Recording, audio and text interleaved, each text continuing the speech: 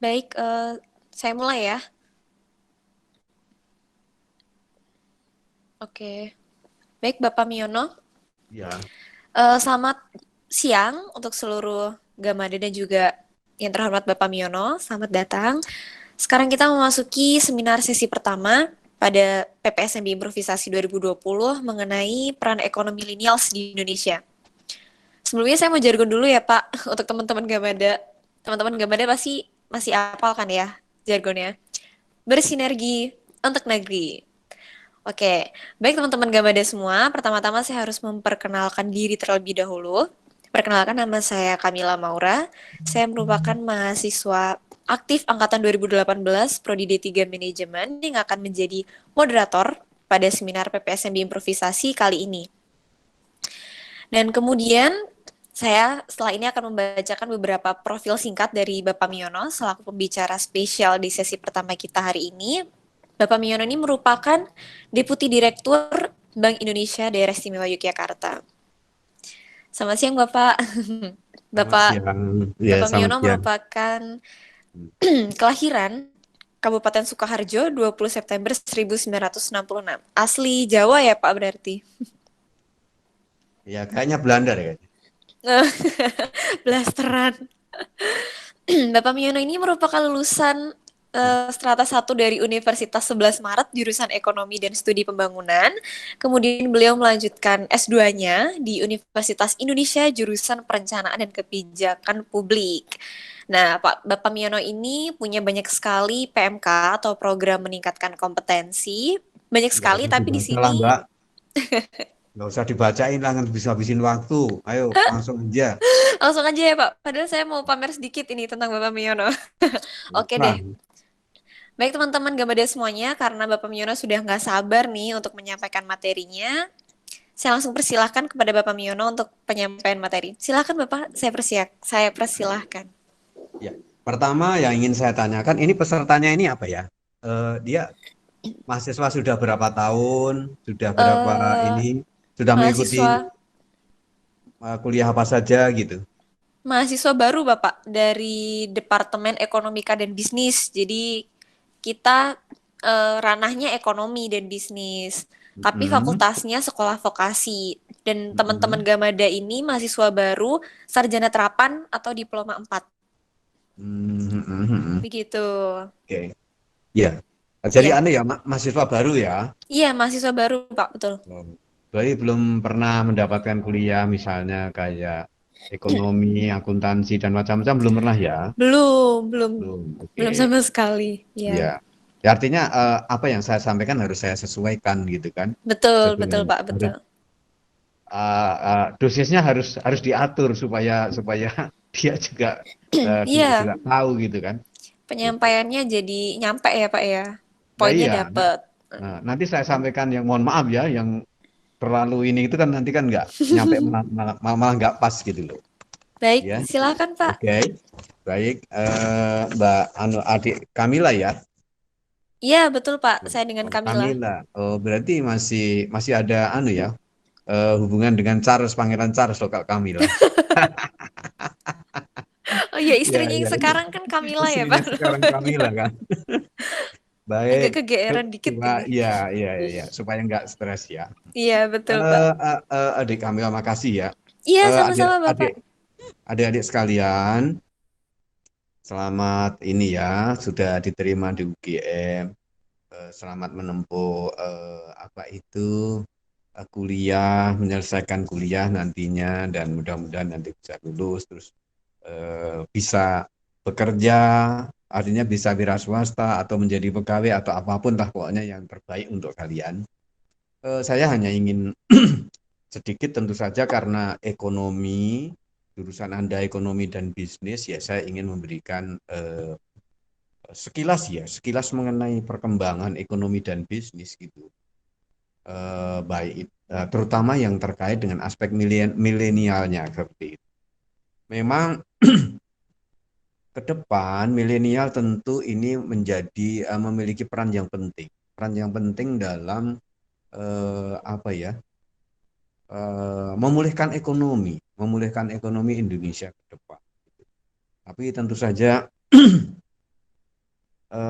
ini perlu pengetahuan supaya nanti dalam belajar mungkin 3 atau 4 tahun ke depan itu paling tidak punya gambaran kira-kira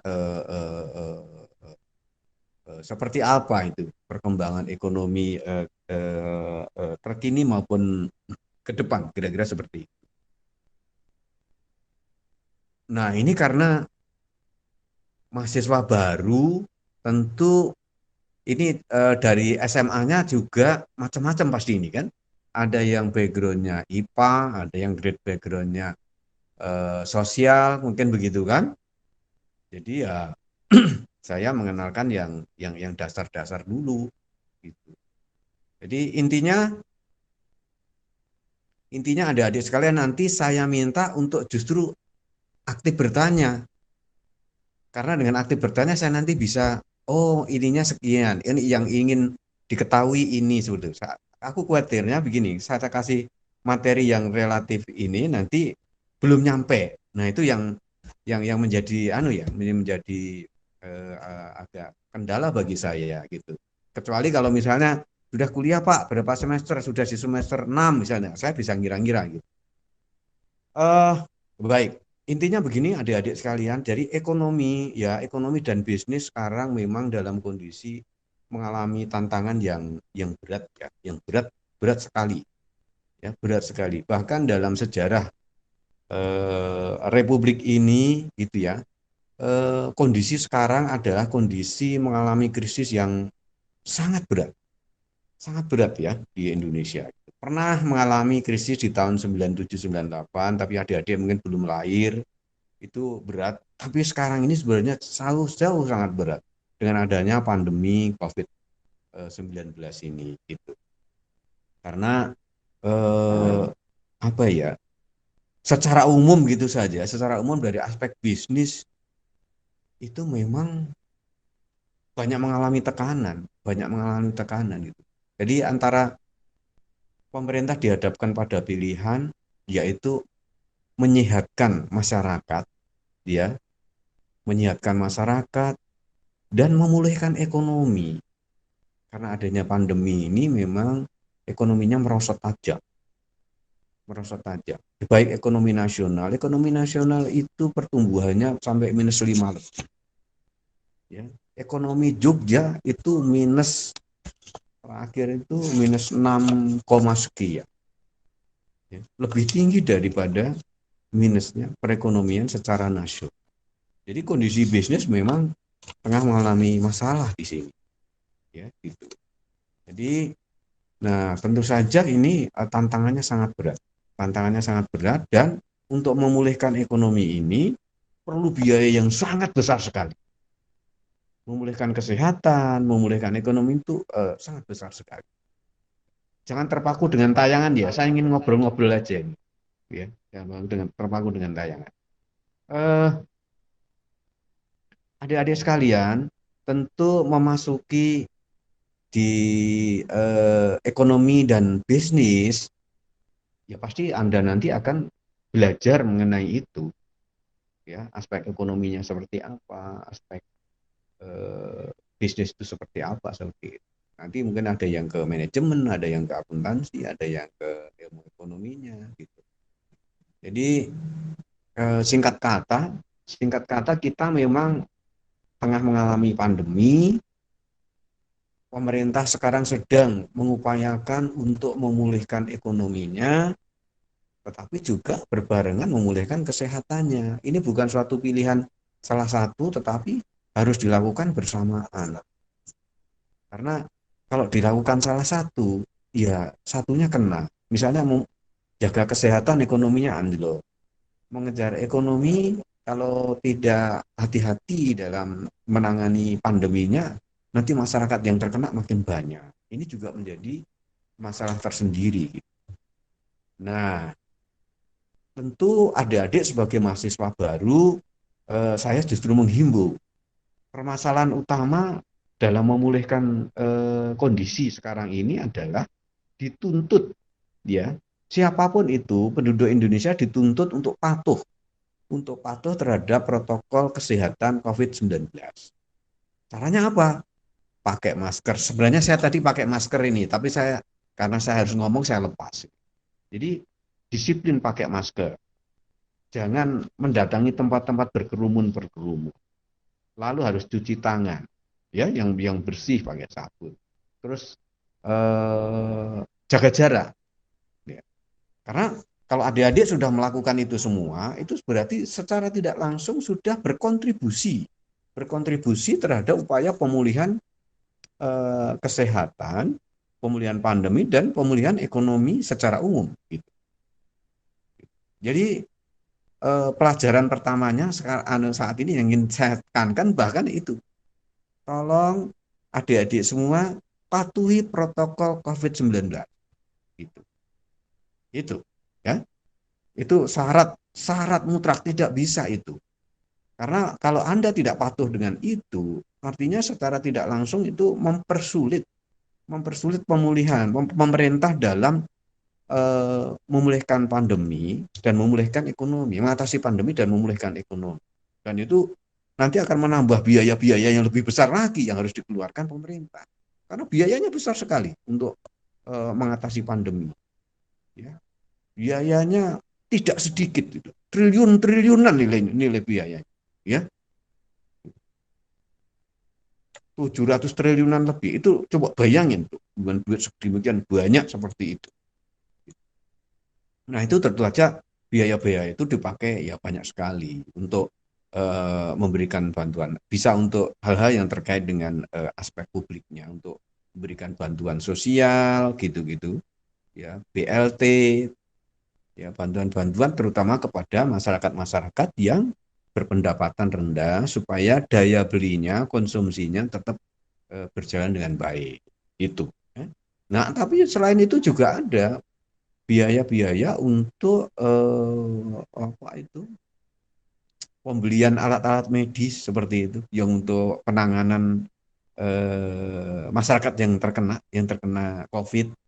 Kan dokter-dokternya perlu peralatan-peralatan, perlu obat-obatan, perlu tempat-tempat untuk merawat, itu kan biayanya tidak sedikit.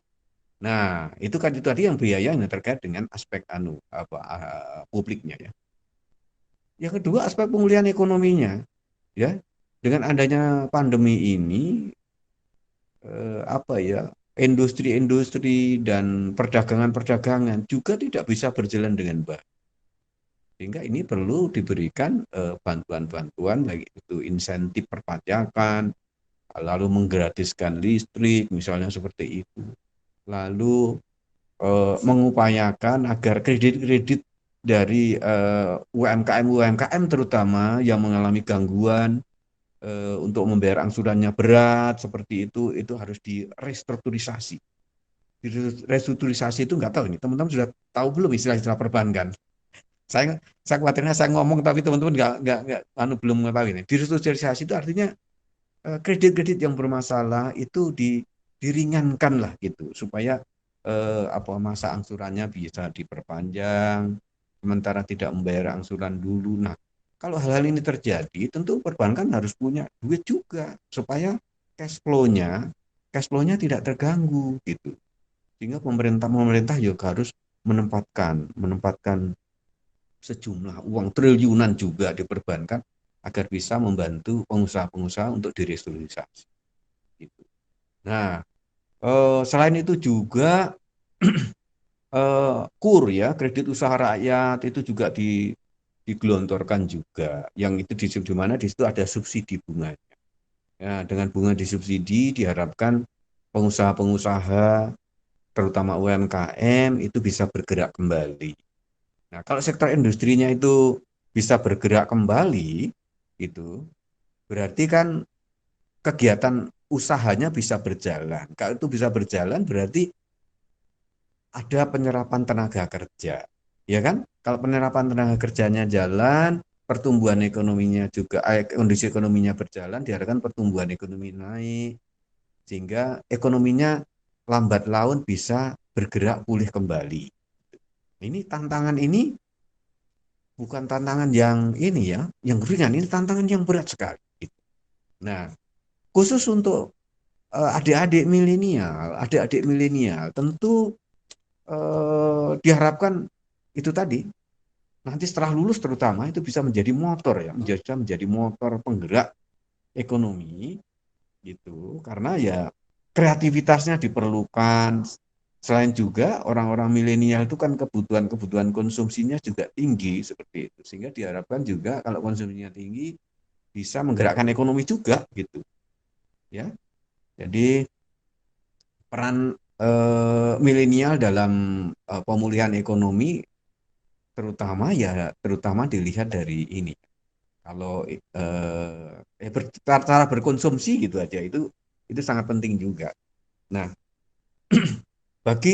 kalau dikaitkan dengan kondisi sekarang yang cara berkonsumsinya misalnya cara pembayarannya secara diarahkan sekarang itu diarahkan Bank Indonesia mengarahkan pembayarannya secara digital ya. Meskipun pembayaran secara tunai juga masih diakomodir, tapi memang untuk memotong rantai COVID-19 dan untuk efisiensi juga, untuk keamanan juga diharapkan memang transaksi-transaksi pembayaran itu dilakukan secara digital itu. Jadi saya pikir teman-teman milenial sudah tidak asing lah ya, tidak asing dengan namanya apa itu ya namanya OVO, Link Aja, Dana, terus apa lagi ya, masih banyak-banyak yang lain seperti itu. Itu, nah itu sekarang difasilitasi oleh Bank Indonesia itu menggunakan namanya Grace, ada barcode-nya. Jadi kalau teman-teman milenial jajan ya, makan di warung atau di mana beli ini ke supermarket atau apa, bayarnya tidak tunai lagi, tetapi diharapkan bayarnya melalui e-wallet ya, melalui dompet digital yang ada di smartphone adik-adik, sehingga pembayarannya itu tidak menggunakan uang kartal lagi gitu. Supaya apa? Supaya tidak ada sentuhan-sentuhan yang bisa ini memperparah COVID ini, penyebaran COVID seperti. Nah, kalau eh, lalu kalau misalnya pakai uang tunai, Pak, maksudnya berbahaya atau tidak gitu? Ya, ya. Saya menyarankan sedapat mungkin di ini ya, dikurangi lah, dihindari. Kalau bisa secara detail. Tapi gini adik-adik sekalian ya, untuk informasi bahwa uang-uang yang masuk ke Bank Indonesia itu sudah disterilisasi sebelum diedarkan lagi. Ya. Jadi uang yang sudah beredar di masyarakat nanti masuk ke perbankan, perbankan nanti disetorkan ke Bank Indonesia. Nah di Bank Indonesia itu dikarantina 14 hari. Setelah itu disemprot disinfektan untuk disterilisasi. Habis itu baru diedarkan lagi kepada masyarakat.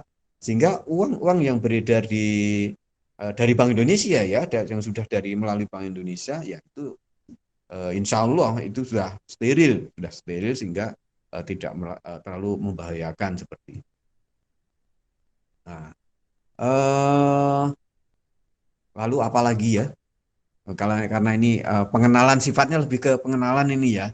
Kalau saya kasih materi berat, saya yakin ini nanti sifatnya pengenalan. Jadi eh, tapi di era ke depan itu Indonesia membutuhkan anak-anak milenial yang bisa berinovasi yang bagus gitu ya.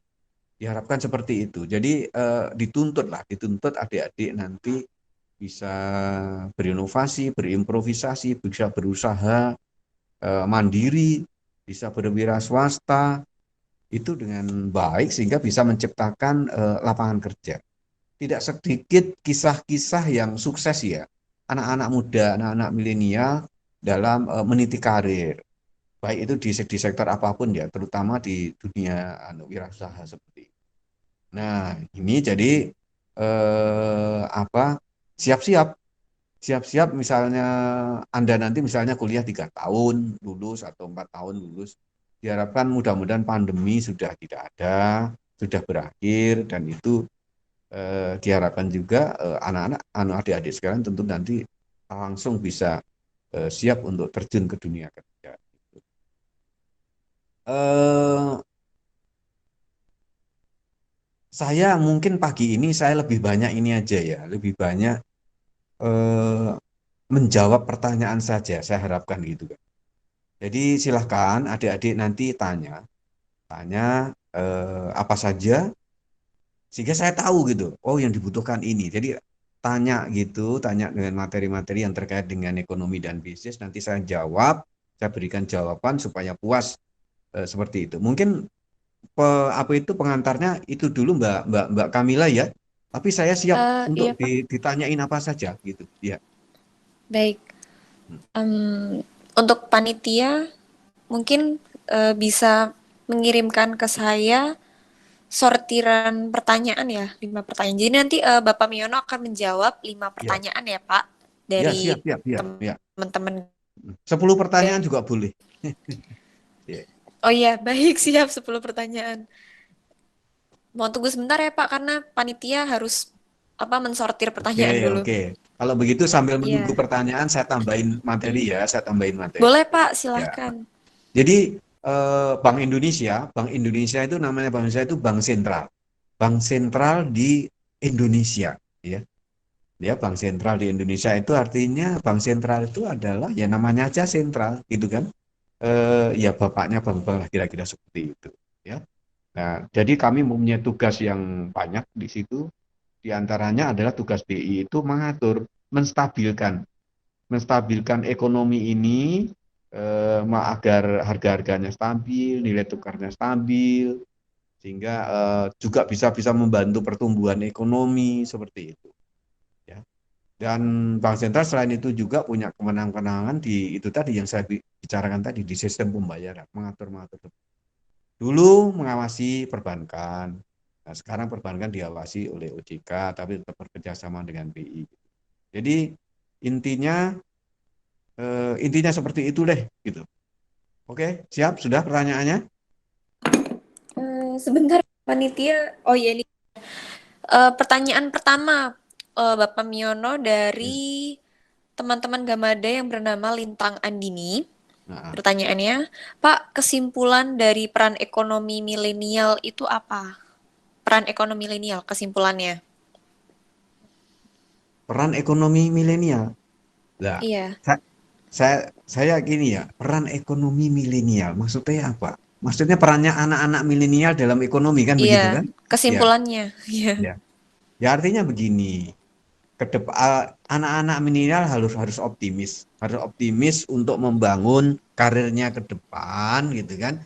Karena namanya anak milenial itu harapan, harapan bangsa. Anak-anak milenial lah yang akan menentukan maju mundurnya perekonomian bangsa ini itu ke depan. Jadi perannya dituntut ya berperan aktif dalam itu tadi, terutama dalam inovasi-inovasi ya, inovasi-inovasi dalam beraktivitas di ekonomi nantinya gitu. Diharapkan muncul inovasi-inovasi baru, apa ya, muncul wirausahawan baru, itu yang paling penting karena negara untuk bisa maju itu rasio yang berwirausaha itu harus semakin meningkat untuk bisa maju. Pengalaman di negara-negara lain seperti itu, ya. Jadi adik-adik juga jangan terlalu ini aku menjadi pegawai negeri misalnya seperti itu, enggak. Tapi justru yang sangat diharapkan yang sangat diharapkan adalah bisa nantinya bisa berperan sebagai wirausahawan yang bisa kreatif, yang bisa menawarkan produk-produk baru, syukur itu produk-produk yang bisa diekspor, ya seperti itu. Kira-kira seperti itu. Oke, baik, baik Bapak, terima kasih Hmm. untuk Lintang Andini. Tadi pertanyaannya sudah dijawab ya oleh Bapak Miono. Baik Pak, lanjut ke pertanyaan yang kedua dari Yoga Hari. Pertanyaannya, bagaimana cara kita sebagai mahasiswa supaya dapat menjadi generasi ekonomi millennials yang baik di masa mendatang? Mau jadi ekonom ya? Ya, ya, yang pertama harus belajar dengan baik, kuasai ilmu ekonomi dan bisnis dengan baik, ya. Dan memang menjadi ekonomi itu ya tidak mudah, tetapi bukan berarti tidak bisa begitu kan? Karena yang jelas Anda adik-adik sebagai mahasiswa ya belajar itu, belajar dengan baik, kuasai ilmunya dengan baik, ya.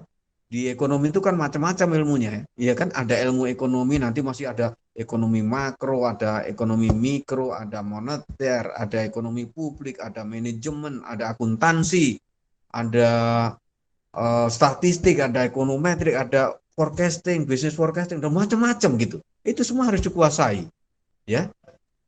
Ada juga ilmu mengenai keuangan dan perbankan, ya kan? Harus dikuasai. Jadi kalau Anda jadi ekonomi itu, untuk menjadi ekonomi itu memang ini ya, memang persyaratannya banyak gitu, tidak hanya ini. Artinya berbagai macam ilmu ekonomi, misalnya begini ya, harus menguasai perbankan, dunia keuangan, pasar modal, harus menguasai ilmu ekonominya itu sendiri, harus menguasai apa itu anggaran pendapatan dan belanja negara, harus menguasai neraca-neraca perusahaan dan perbankan. Banyak persyaratannya untuk menjadi ekonomi yang baik, harus betul-betul harus tahu itu. Harus mengerti neraca pembayaran Indonesia. Nah itu nanti adik-adik mudah-mudahan nanti akan mempelajari itu supaya nanti ini, dan lebih lebih bagus lagi ya nanti ekonom tapi punya pengalaman di dunia bisnis. Wah itu lebih keren lagi. Mungkin itu ya. Oke, baik. Terima kasih Bapak. Berarti Ya. intinya kan kita sebagai mahasiswa harus belajar yang rajin ya Pak ya, supaya bisa Belajar ngerti. rajin otomatis kalau mau Iya, jadi betul-betul. ekonom. Iya, Biar ngerti nantinya. kuasai, nah, kuasai ilmu Iya, iya. betul. Baik Bapak, lanjut ke pertanyaan yang ketiga Ya. dari Anissa Rahmi. Hmm. Pertanyaannya, apakah semua negara rentan terkena resesi ekonomi selama pandemi? Hmm. Baik. Ya, sekarang ini yang terkena hampir seluruh negara di dunia ini, hampir ya, ini memang semuanya mengalami pandemi. Ini pandemi ini tidak hanya Indonesia, pandemi global, ya. Beberapa negara itu, bukan beberapa, sejumlah negara, banyak negara, ini sekarang ekonominya tumbuhnya negatif semua. Dalam istilah ekonomi mengalami kontraksi. Ya, pertumbuhannya bukan positif, negatif, turun gitu loh. Nah, misalnya ya, yang ini ya di triwulan kedua saja di negara-negara ASEAN, ya, di ASEAN itu yang positif itu hanya Vietnam. Itu pun positifnya hanya kecil sekali, 0,36%. Indonesia minus 5,3 yang triwulan 2 ya. Thailand minus 12,2, Singapura minus 13,2, Filipina lebih gede minus 16,5, Malaysia lebih gede lagi minus 17,1. Jadi dari sisi angka-angka ini Indonesia masih lumayan, ya, mengalami kemerosotan ekonomi, tapi masih lumayan dibandingkan negara-negara tadi. Artinya kecuali Vietnam, untuk lingkup ASEAN loh ya, itu memang setengah parah. Negara-negara maju seperti Amerika, Jepang, di negara Eropa sama. Permasalahannya sekarang yang dihadapin sama. Dengan adanya pandemi ini, pergerakan manusia terbatas, tidak bisa beraktivitas normal, akhirnya kegiatan ekonominya juga terganggu gitu. Jadi hampir seluruh negara mengalami pandemi itu, ya pertumbuhan ekonominya negatif gitu. Ya, silakan lagi apalagi. Baik, untuk pertanyaan yang selanjutnya ya Pak. Ya. Pertanyaan yang selanjutnya dari Eka Fatima. Langkah apa yang ditempuh pemerintah untuk mengatasi masalah resesi itu tadi, Pak? Ya, Silahkan. baik. Ya.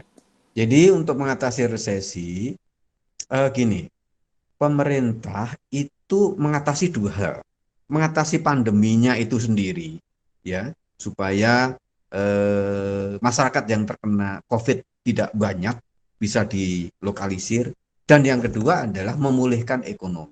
Gitu kan?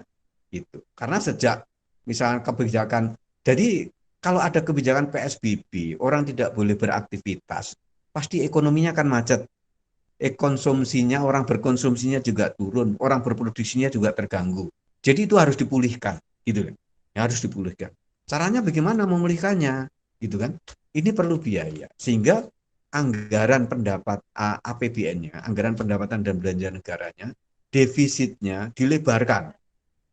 Jadi pemerintah melebarkan defisit APBN-nya. Kenapa defisit dilebarkan? Supaya pengeluarannya bisa ditambah. Dalam masa pandemi itu untuk menolong masyarakat, untuk menggerakkan ekonomi, itu memang pengeluaran pemerintahnya harus ditambah. Kalau jagain swasta, ke swastanya kan pada kena semua. Ya, industrinya mandek, perdagangan mandek. Jadi pemerintah harus bergerak. Caranya pengeluarannya ditingkatkan. Nah, kalau pengeluaran ditingkatkan berarti kan pendapatannya mestinya harus naik. Tapi di sisi lain, pendapatan di saat pandemi kan malah turun gitu. Sehingga defisitnya ditambah dengan cara berhutang. Berhutangnya kemana biayanya? Berhutangnya adalah ke Bank Indonesia selaku bank sentral. Jadi pemerintah menerbitkan surat berharga negara itu dibeli BI. Dibeli BI nanti duitnya untuk membiayai itu tadi, membiayai bansos dan macam-macam dan untuk membiayai untuk pemulihan ekonominya seperti itu. Ya. Jadi di sini pemerintah dan BI selaku bank sentral itu bekerja sama gitu, ya. Karena sekarang misalnya pemerintah mau pinjem ke luar negeri itu juga nggak gampang sekarang karena negara-negara lain juga kondisinya krisis gitu. Jadi pemerintah itu bekerja sama dengan Bank Indonesia, Bank Indonesia bisa membeli surat berharganya sehingga pemerintah dapat duitnya untuk memulihkan kondisi pandemi dan pemulihan ekonomi. Begitu singkatnya. Tapi kalau mau detailnya harus kuliah ini dulu, kuliah secara dalam dulu gitu.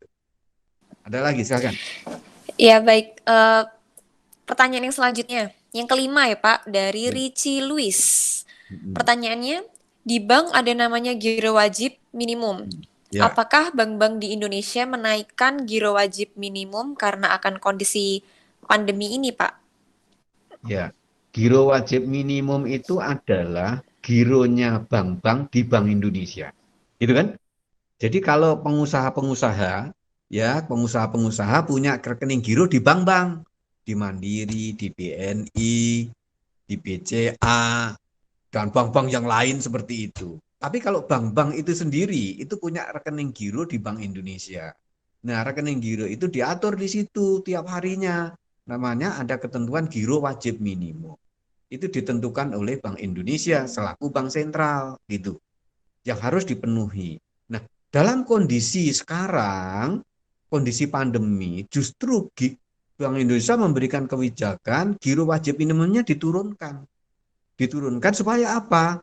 Supaya bank-bank mempunyai duit yang lebih banyak, supaya bisa memberikan kredit kepada masyarakat yang membutuhkan gitu. Jadi justru ketentuan giro wajib minimumnya kita turunkan dari Bank Indonesia ya gitu. Tapi selain itu ada kebijakan-kebijakan yang lain BI. BI misalnya suku bunga di Indonesia ini suku bunga acuannya ya suku bunga acuannya yang namanya itu BI 7 days reverse repo rate. Jadi kalau membaca di koran ada suku bunga acuan gitu ya. BI 7 days reverse repo rate tulisannya BI 7 RRR gitu. Nah, itu suku bunga yang diacu oleh bank-bank dalam menetapkan suku bunganya kepada nasabah dan debiturnya. Itu sekarang kita turunkan gitu. Dalam kondisi seperti ini memang kita lebih mengakomodir untuk menurunkan suku bunga, GBM-nya kita turunkan dengan harapan apa? Supaya perbankan lebih mudah dalam membiayai nasabah-nasabahnya. Supaya ekonomi bisa bergerak, kreditnya bisa ditingkatkan. Kira-kira seperti itu. Oke. Hmm. Oke, baik. Yuk, ada teman-teman yang mau nanya lagi nggak nih? Tadi Silakan. bapaknya bersedia menjawab 10 pertanyaan, Uh, tapi baru 5 yang masuk. Pak, terus mengenai obligasi yang kemarin keluar, Ori 17 ya Pak kalau nggak salah. Itu juga salah satu bentuk pemerintah yang menaikkan defisit anggaran itu tadi atau gimana Pak? Apa karena pandemi ini? Ya, salah satunya gitu. Jadi ORI itu sebenarnya udah lama kan, udah lama Iya. dipakai gitu. Ya, ya artinya itu yang penerbitan ori berapa gitu, itu Hmm. salah satu memang untuk pembiayaan defisit APBN. Jadi defisit itu bisa dibiayai satu melalui utang luar negeri, ya, dua melalui utang di dalam negeri, gitu loh. Kalau utang ke luar negeri ya diterbitkan di pasar ini ya, pasar pasar utang di luar negeri seperti itu melalui apa itu surat-surat berharga pemerintah. Di dalam negeri juga sama. Di ini apa itu diterbitkan di pasar utang dalam negeri gitu. Jadi itu salah satu bagian dari untuk pembiayaan defisit itu sendiri. Gitu. Oke, begitu. Tapi itu kan ori itu tiap tahun ya, Pak ya? Ya, Rutin dikeluarkan oleh. ya rutin ya. Karena Oke, memang baik. APBN kan juga rutin, ya kan? Mm-mm. APBN juga Betul, rutin. betul. Iya, Tapi ini tadi informasi menarik Pak yang saya dapatkan dari Bapak Miono ini kalau ternyata iya, uang yang masuk ke Bank Indonesia tuh di karantina juga ya Pak sama 14 iya, hari itu betul. saya baru baru tahu banget karena Oh iya. informasi yang beredar selama ini kan Mm-mm. ayo pakai uang digital jangan pakai uang tunai karena ngeri gitu kan. Tapi Iya. ternyata Mm. seperti itu. Kemudian saya ini lagi Pak satu hal yang membuat saya menarik itu ketika Bank Indonesia mengeluarkan uang pecahan baru 75.000 ya Pak ya dalam Iya. rangka itu. Mm-mm. Mm. Tapi itu kan kebijakannya satu KTP hanya satu uang aja, satu lembar mata Ya. uang aja kan ya Pak. Itu Mm-mm. dibatasin seperti itu supaya defisitnya tidak bertambah, Pak inflasinya tidak bertambah banyak karena peredaran mata uang atau bagaimana Pak? Enggak. Jadi uang 75.000 ini itu uang komemoratif notes ya. Uang Oh, dalam rangka peringatan. Jadi uang dalam rangka memperingati sesuatu ya, terutama itu memperingati kemerdekaan. Itu uang yang betul. dicetak eh, di selama selama Republik berdiri, Bank Indonesia baru mencetak uang komemoratif itu selama 10 kali. 10 kali, 4 diantaranya adalah untuk memperingati kemerdekaan Indonesia.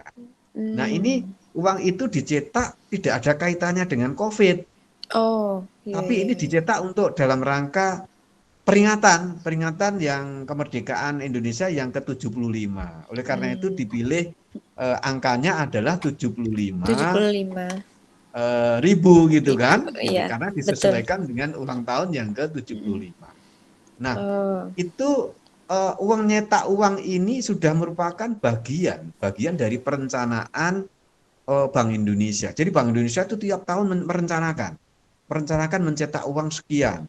Jadi kalau target pertumbuhan ekonominya sekian, supaya naik sekian, sekian, perlu uang berapa sekian, yang ditarik sekian, yang dimusnahkan sekian, yang dicetak sekian, itu hmm. sudah ada jadwalnya di Bank Indonesia gitu. Jadi terkait dengan misalnya inflasi, ya itu tidak terkait langsung seperti itu. Kalau Hmm. kalau menjaga inflasi itu sudah pasti dijaga oleh Bank Indonesia gitu.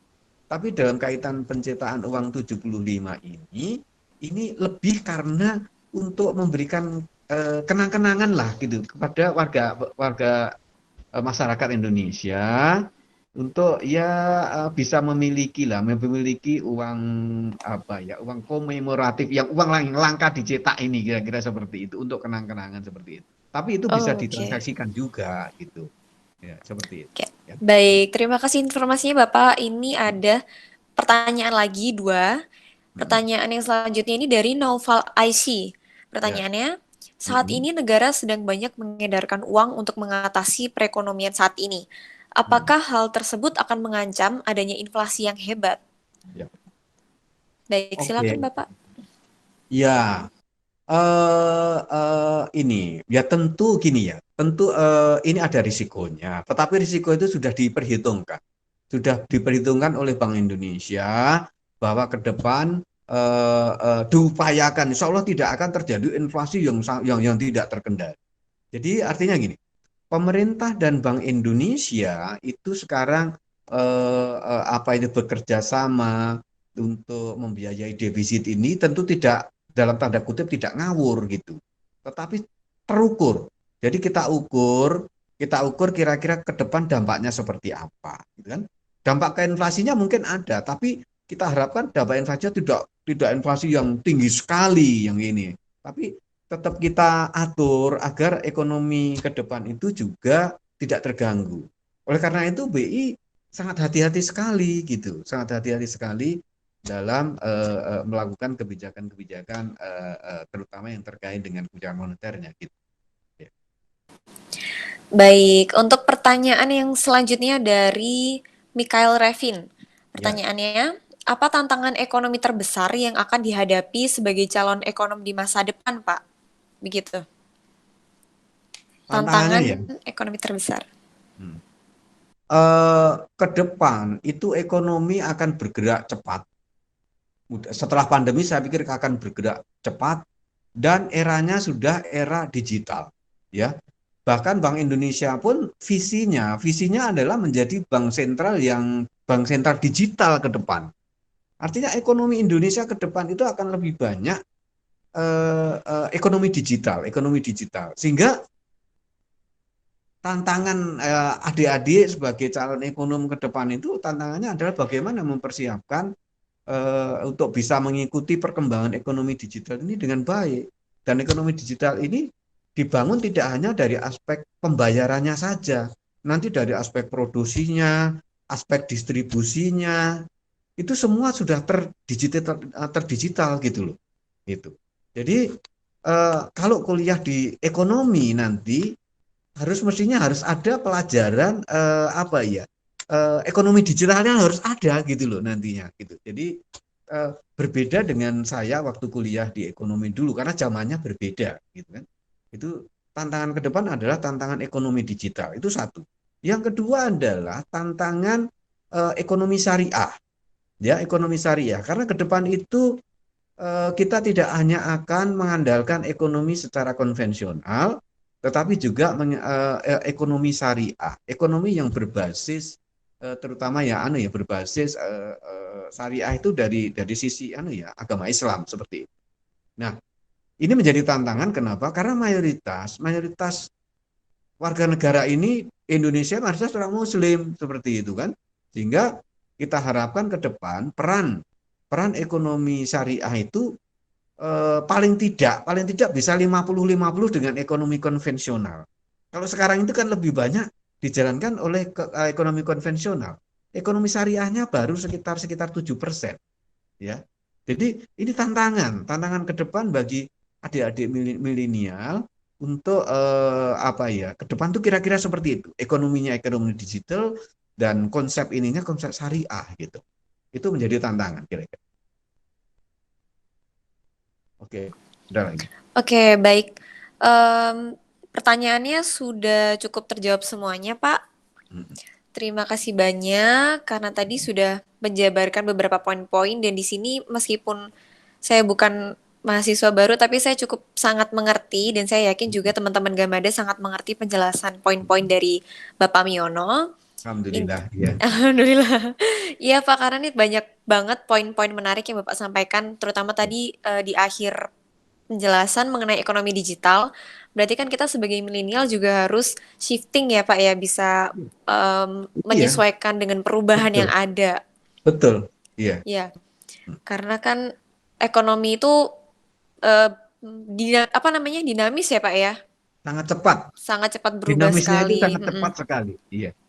Ya, maka dari itu kita milenial, teman-teman Gamada, kuliah yang rajin, Iya, kuliah yang iya. benar supaya ngerti nanti bisa ketika lulus bisa berwira swasta dengan baik, membuat Betul, inovatif yang kreatif supaya bisa betul, iya, membuka lapangan pekerjaan yang lebih banyak lagi dan betul, lebih iya, bagus. iya, Jadi betul, ekonomi Indonesia iya, bisa bagus terus ya Pak ya, naik terus iya, dan lain alhamdulillah, sebagainya. iya, Baik, iya. teman-teman, karena waktunya juga sudah menunjukkan jam 11.27.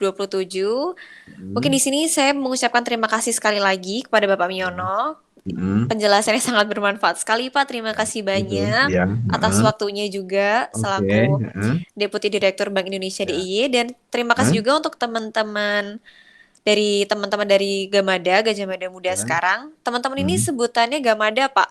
sebutan Apa itu? Gamada kerennya. itu apa? Gajah Mada Muda. Jadi Wah. kita punya sebutan sendiri untuk maba mahasiswa baru di UGM, Oh namanya gitu ya, Gajah Mada Gamada. muda. Ya ya Iya, bagus juga itu. Berarti gitu. ada Gajah Mada tua ya? Ya, saya Gajah Mada tua, Pak. Tahun depan Ya udah mau ya. lulus.